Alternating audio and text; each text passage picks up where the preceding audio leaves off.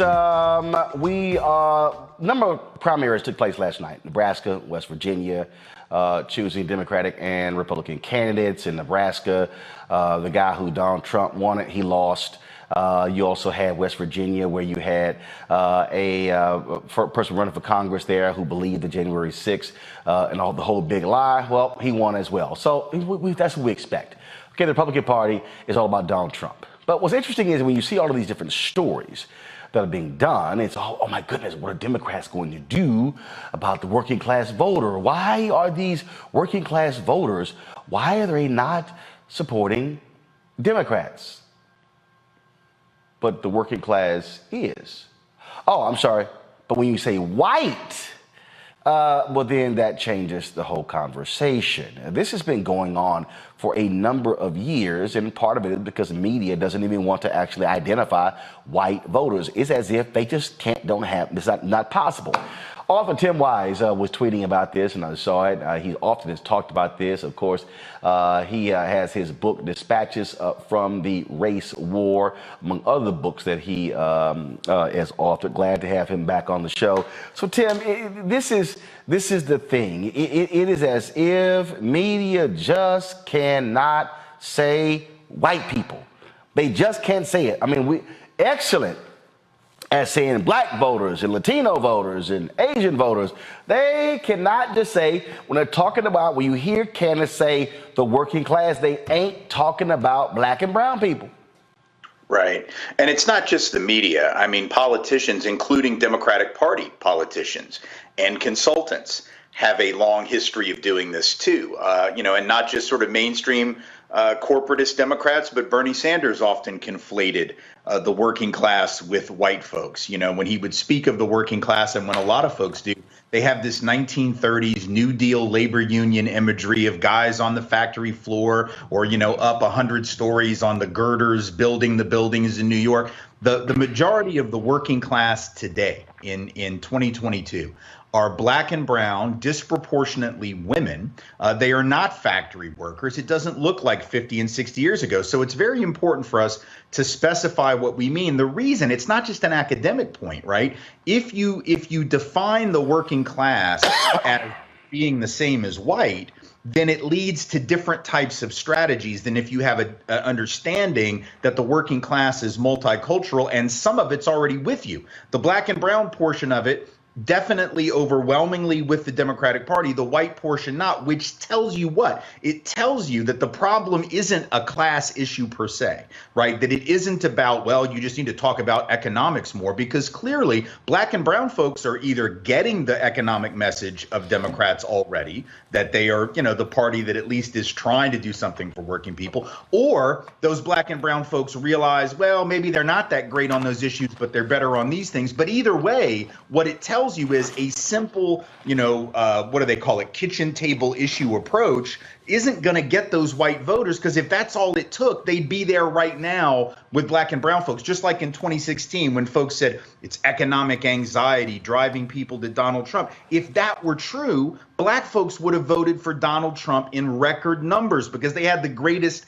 economic anxiety or economic pain, but they didn't. So what is it that white folks aren't getting that black and brown folks are? Or what is it that the Trumpist Republican Party offers to those white people that the Democratic Party doesn't? And the reality is the answer is racial scapegoating. The answer is cultural anxiety. The answer is all this great replacement nonsense. How does the Democratic Party respond to that? You can't respond to it by ignoring it, by acting like, oh, we can't talk about that because they'll call it identity politics. We can't talk about racism. We can't talk about xenophobia. We can. We have to talk about it smart. We have to talk about it the way Ian Haney Lopez, brilliant political scientist, talks about it in his race class narrative project stuff that he's working on right now. You can talk about racism and you can talk about class, but you got to discuss those together, because there's a reason that black and brown working class people can seem to recognize their class interest, and these working class white folks are just voting. They'll tell you. There was a story in the Washington Post a couple years ago. They asked these working class white folks in PA, has Donald Trump brought you new jobs, 2 years in? Had any new jobs, any new factories? And these Pennsylvania white folks in central PA were like, nah, but he really stuck it to those ball players You know, when they took a knee, he really stuck it to them. They're not voting on their health care. They're not voting on their wages. They're not voting on the quality of their schools. They're voting on how can we blame black and brown people for the mess that we're in. And the Democratic Party better figure out how to respond to that scapegoating other than saying, well, if you vote for us, we'll get you broadband internet. Right. Nobody's here. And this is precisely, I mean, what you just laid out is literally, my book drops in September. It's called White Fear, How the Browning of America is Making White Folks Lose Their Minds. And that's really what this is all about. It is not about, the money.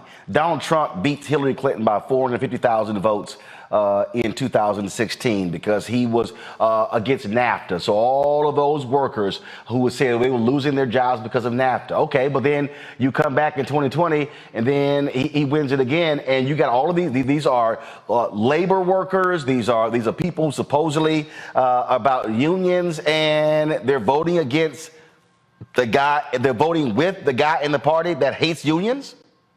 Right. Except police and fire unions.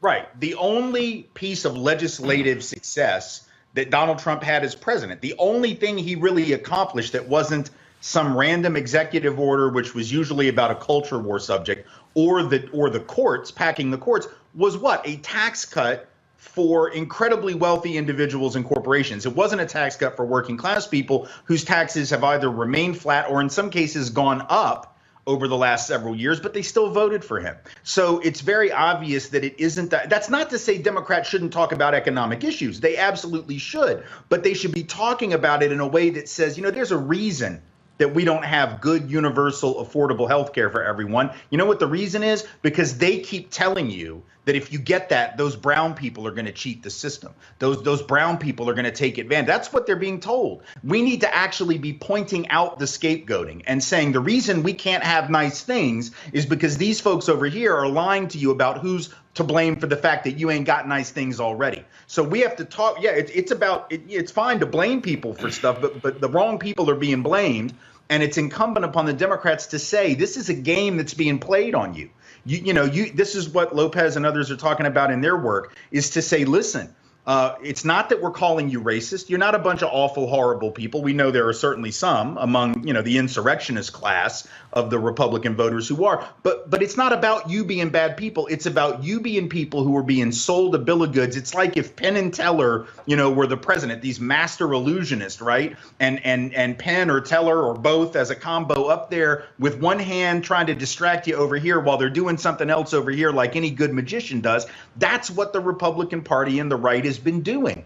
And 30 years ago, when I started doing this work in Louisiana against David Duke, we said at the time, Duke lost those elections, lifelong white supremacist, former Klan leader, but he got 6 out of 10 white people to vote for him in the Senate race in 1990. And we said at the time, y'all think this is just Louisiana, y'all think this is a Southern thing, and but my boss at the time, a guy by the name of Lance Hill, said, David Duke politics is like cocaine. It is, first off, it's white, but it's also easily concealable and transportable across state lines. And 30 years later, the politics of racial scapegoating that David Duke was working on at that time didn't quite work yet, but it worked with 6 out of 10 white folks. And now it is what MAGA Trumpist Republicanism is. It's about saying you're in pain, you're struggling, you're afraid, and these are the sources of your anxiety, of your problems, of your fears. We can just control those people, your life will be better. The Democrats have got to take that on frontally. They can't just dance around it. And take it on front, directly, I think is important. He's a perfect example.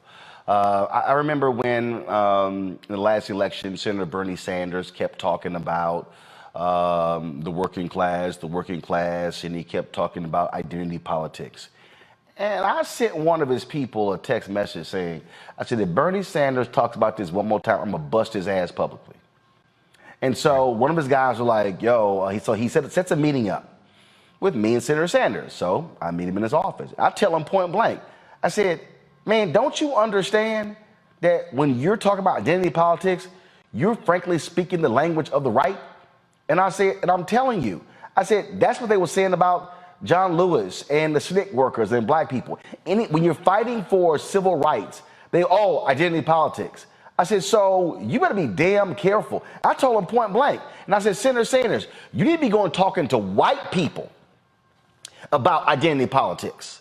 I said the same thing to Senator Elizabeth Warren. And I'm like, y'all gonna talk about it to white people. And so, but here's another example. So President Joe Biden and his team dropped this video today when he met with Chris Smalls and the Amazon workers out of New York. So watch this.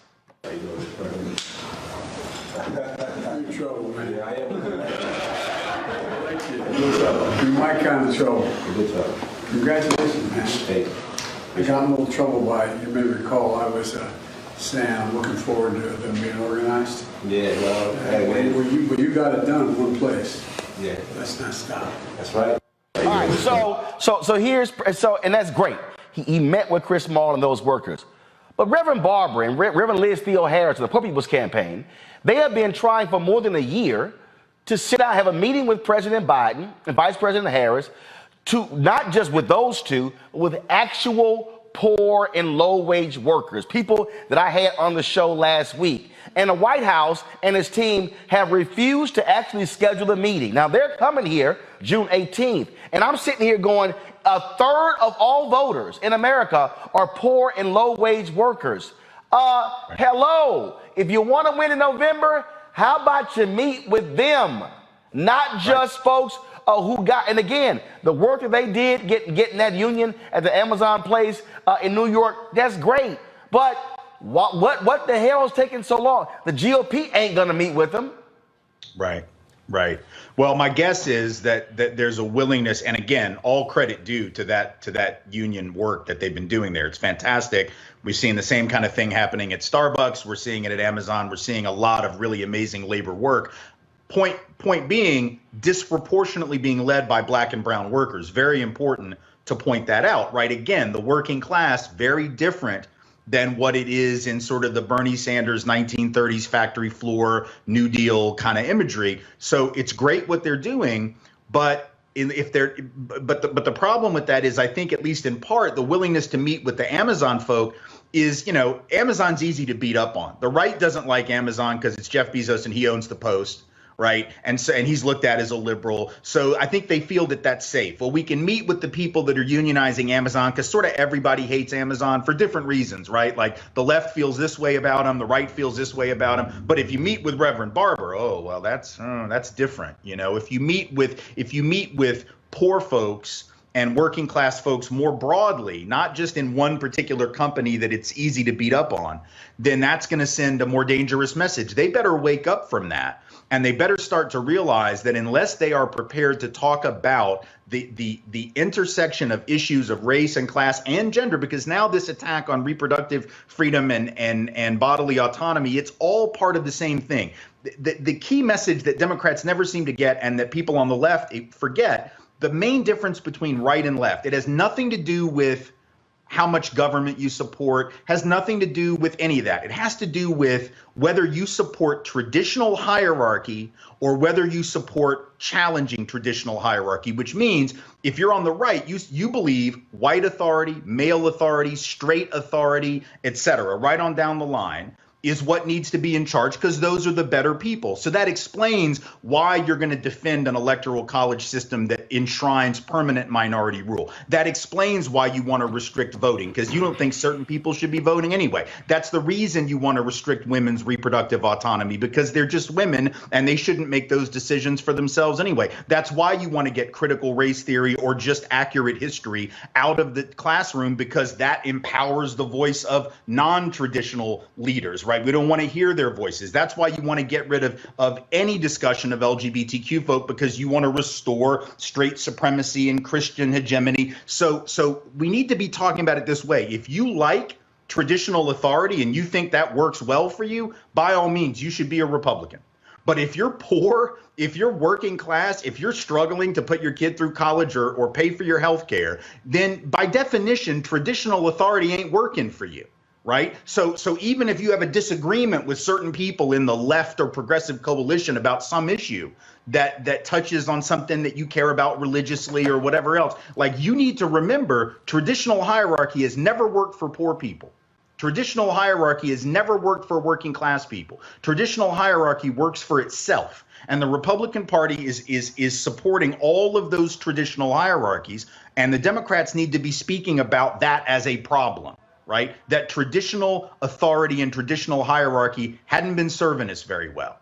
And I think they're afraid to do that because, again, so much of their money comes from wealthy folks. And so, you know, they've sort of thrown in with a lot of corporate folks over the years, and that's gotten them in trouble and made it very difficult for them to bring this message. But they better do it, because that's what really separates the two sides, is essentially whose side are you on, the top or the bottom, right?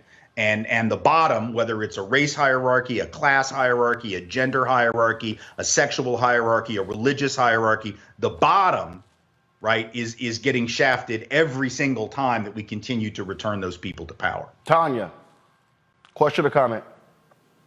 I agree with Professor Wise. We need to highlight that the shared experience of all of those folks at the bottom is a lack of resources, a lack of health care, a lack of a livable wage, and focus on